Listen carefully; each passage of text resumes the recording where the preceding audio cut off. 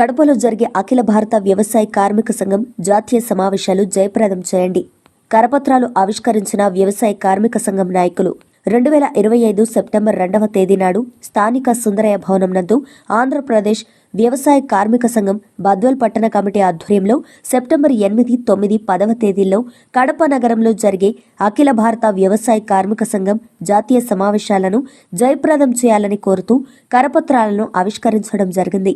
ఈ సందర్భంగా వ్యవసాయ కార్మిక సంఘం జిల్లా నాయకులు కె శ్రీనివాసులు మాట్లాడుతూ కడప జిల్లా సమగ్ర అభివృద్ధి, సాగునీరు, తాగునీరు, పేదలకు భూమి, ఇళ్ల స్థలాలు, జిల్లాలో ఉక్కు పరిశ్రమ సాధన కోసం వ్యవసాయ కార్మిక సంఘం అనేక పోరాటాలు, ఉద్యమాలు నిర్వహించి 26,000 మందికి సాగు భూమి, వేలాది మందికి ఇళ్ల స్థలాలు సాధించిందని, నిరంతరం రైతు గ్రామీణ పేదల కోసం సమరశీల పోరాటాలు నిర్వహిస్తుందని, సామాజిక న్యాయం, మత సామరస్యం కోసం సంక్షేమ పథకాలు పేదలకు అందాలని ప్రజల పక్షాన నిలబడి అమెరికా అధ్యక్షుడు డొనాల్డ్ ట్రంప్ మన దేశ వ్యవసాయ చేనేత రంగాన్ని, చిన్న పరిశ్రమలను దెబ్బతీయడానికి 100% దిగుమతి సుంకాలు విధించి మన దేశ రైతాంగాన్ని తీవ్రంగా దెబ్బతీయడానికి పూనుకుంటోంది.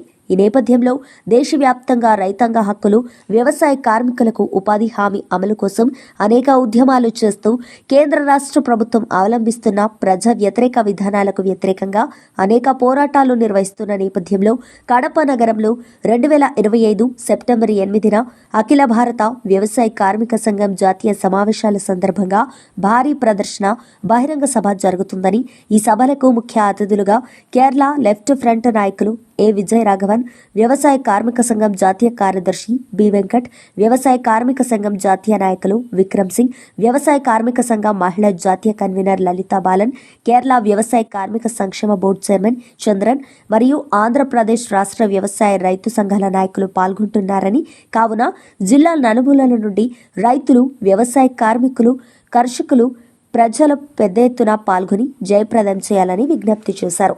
ఈ కార్యక్రమంలో వ్యవసాయ కార్మిక సంఘం నాయకులు ముడియం చెన్ని, నాగార్జున, కొండయ్య, శివ, ఖైరూన్, బి సుబ్బారాయుడు, రాయప్ప, ప్రసాద్, మస్తాన్ బి, బాలమ్మ, రాజగోపాల్, వెంకటపతి, వెంకటేశ్వర్లు, శ్రీనివాసులుచారి, వెంకటరత్నం, ఫాతిమా, రాజగోపాల్ తదితరులు పాల్గొన్నారు.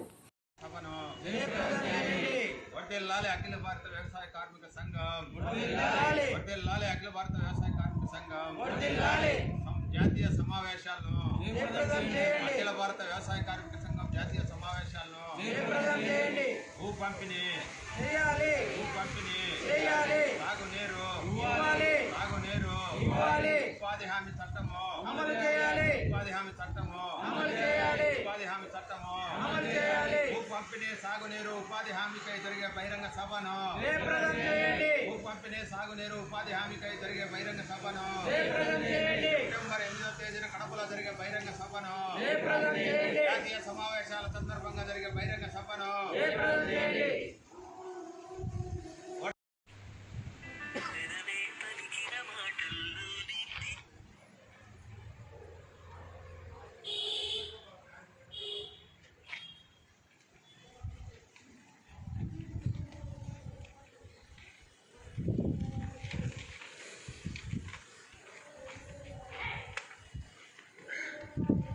అఖిల భారత వ్యవసాయ కార్మిక సంఘం జాతీయ సమావేశాలు సెప్టెంబర్ 8, 9, 10 తేదీల్లో ఆంధ్రప్రదేశ్ రాష్ట్రం కడప నగరంలో జరగబోతున్నాయి.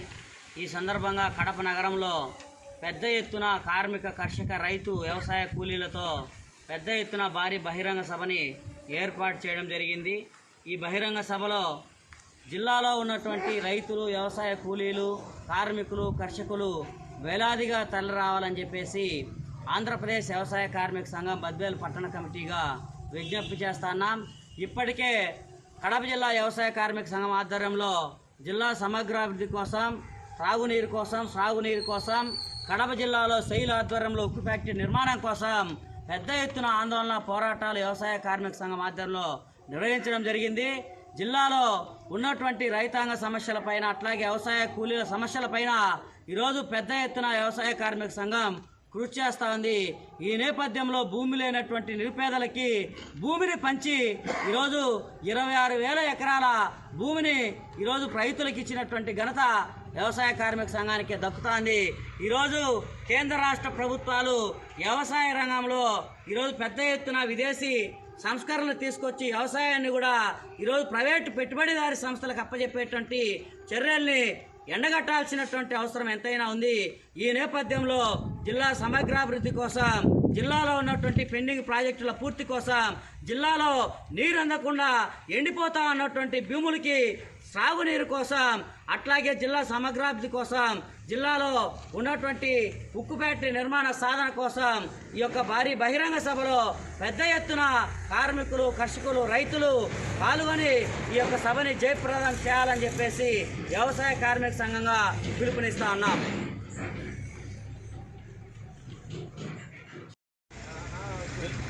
జాతీయ కౌన్సిల్ సమావేశాలు కడప జిల్లాలో 8వ తేదీన 9, 10 తారీఖులో 3 రోజుల పాటు కడప జిల్లాలో జరుగుతున్నాయి.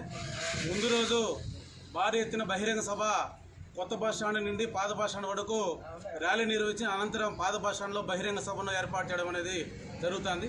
ఇప్పటికే కేంద్ర రాష్ట్ర ప్రభుత్వాలు వ్యవసాయ రంగం పైన అనేక చట్టాలు తీసుకొచ్చి ఈరోజు అనేక చట్టాలు సవరణ చేసి ఈరోజు పేదలపైన అనేక భారాలు మోపుతున్నటువంటి పరిస్థితి మనకందరికీ తెలుసు.